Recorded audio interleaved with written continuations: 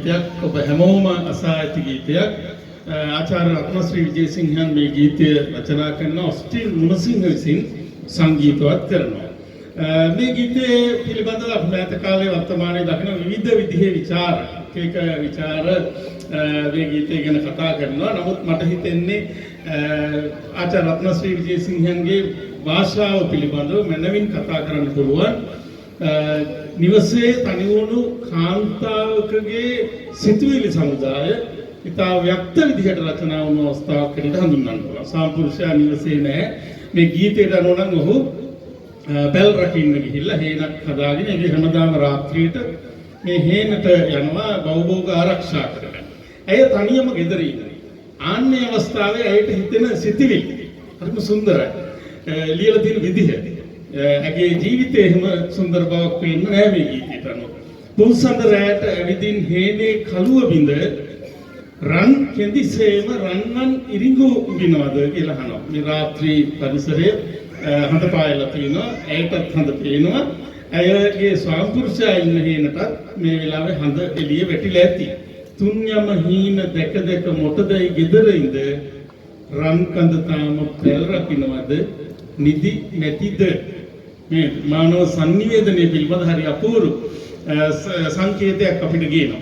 දැන් නම් පැල් රකින්න නෙවෙයි කොහෙ ගියත් අපිට කෝල් එකක් දීලා අහන්න පුළුවන් නේද? දකින්න ඕන නම් වීඩියෝ කෝල් එකක් ගන්න පුළුවන්කම තියෙන සංනිවේදනය එච්චර දියුණුවලා තියෙනවා. එවැනි අදහසක් පිළිබඳ හාන් කවිසයක් නැති කාලෙක මේක සිතුවිල්ලක් විතරම. එයා දැන් එහෙම ඉන්නවා ඇති. එක්ක නිදි ඇති නැත්නම් නිදි නැතුව ඇති. දැනගන්න වෙන්නේ හිත උදේට විතරයි. වෙන දැනගන්න ක්‍රමයක් නැහැ. සංනිවේදනය එච්චර දියුණු නැහැ. සංනිවේදනයේ තාක්ෂණයට බැර වෙලා නැහැ. ඒකේ සිතිවිලි ලෝකේ ඒ නිසා මේ විදිහට ඈ සමගම සංවාද කරන්න. නිල්තරු රෑන ඉඟිබිඟි පාන අහස යට ආකාශයේ තරු පිරීලා තියෙනවා. ඒවා ඉඟිබිඟි පානවා. ඒකේ සිතිවිලි තනි වෙච්චි ඇතැම් විට තරුණ කාන්තාවක් වෙන්න පුළුවන්. එයාගේ සිතිවිලි මේ කවිය කියන්නේ. පිල් කඩ උඩම ඇලවි ඉන්න හිතයි මට. එයාට ගෙට ගිහිල්ලා දොර වහගෙන නිදාගෙන හිටින්නේ පොඩ්ඩක් පිල් කඩවල මොන්නේ පිල් කඩවලම ඇලවිලා ඉන්නවා. මේ හරිම ලස්සන දනිතාර්ථ දනවනේ. ඇතුලේ ලස්සන කතාවක් කියනවා. මී අඹ කන්න ගිරවුනි එන්න එපා හෙට මල් පිපුණාට ගෙඩි නෑ තාම අඹගහට. මම ඒට දරුවෙක් නැහැ කියන සංකේතය කියන විදිය බසි. රන්කඳ සේම පින්සර මාගේ ඇතු නිදන රන්මල් යාය හීනෙන් දකින්න පින පමණ. හීනෙන් දැක්කොත් විතරයි. එයා ආදරය කරන කෙනා මේ වෙලාවේ වෙන කිසිම හුමාරුවක් සිද්ධ වෙන්නේ නැහැ. තුන්පත් රෑන වේදෝ කොහොම අප දෙදෙන අපි දෙන්නෙක් ඉන්නවා. අපි දෙන්න මොන විදිහටද තුන් දෙනෙක් බවට පත් වෙන්නේ කියන්නේ අපි අතරට කොහොමද දරුවෙක් එන්නේ ප්‍රමාදයි. රන් කැටි පුතුට ඉඩමදිවාද මගේ යහන. තාම ලස්සනට ගීත අවසන් කරනවා.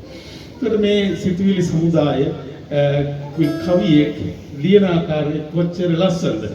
රත්නශ්‍රී විජේසිංහන් කියන මේක ලියද්දී එතුමා මේ වචනවල රිද්මය අරගෙන තියෙන්නේ පහතරට නර්තන සම්ප්‍රදායේ සුරබාවල්ලියේ නාද රටාවට එතුමා ලියන්නේ.